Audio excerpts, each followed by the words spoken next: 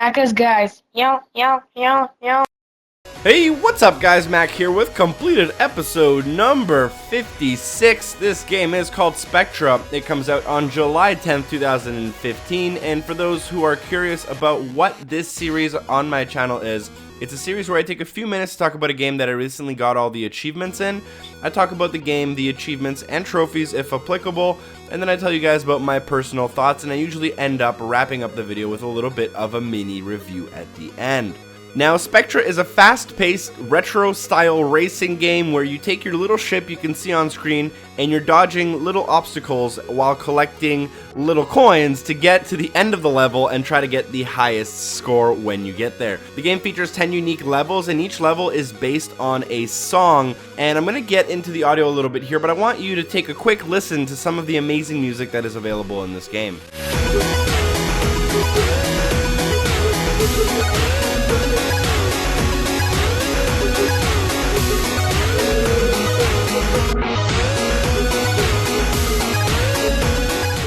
Now, before I continue talking about the game and the music in the game and what I think about the game, I wanted to quickly touch on some of the things we do talk about in completed episodes. I personally started this game May 22nd, finished the game on May 26th, and you might be like, whoa, May, I thought this game comes out in July. And it does come out in July, but they kind of pushed it back once or twice. I ended up getting my hands on an early copy in order to make this video and cover it for you guys.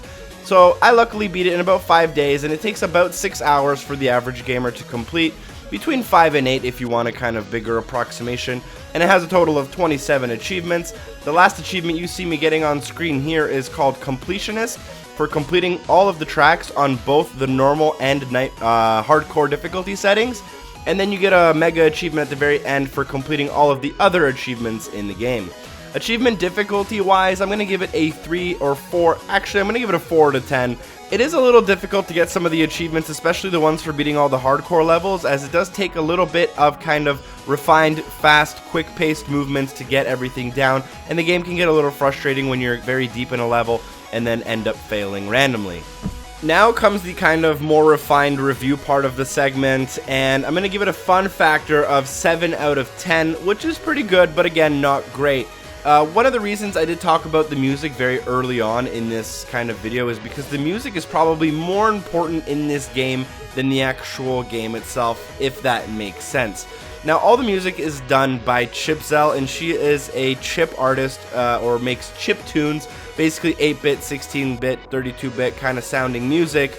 And this game is based off of one of her soundtracks or CDs called Spectra. And honestly, I think the music is incredible, easily the best part of this game. There's a total, like I said, of 10 tracks. Each track is based on a song.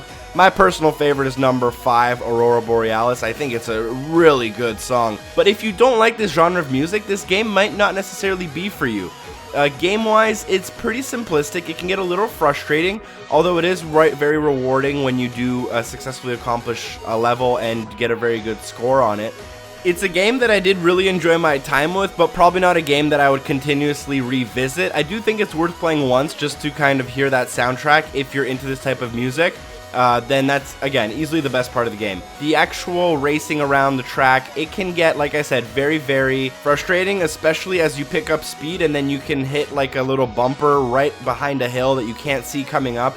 It'll fling you off the map and you have to restart from the very beginning. Also, it's worth noting that every level is randomly and procedurally generated. Whatever procedurally generated means, I feel like it's a little bit of a thrown around word at this time, but every time you reload a level, you will get a slightly different format for that level, so that's also pretty cool.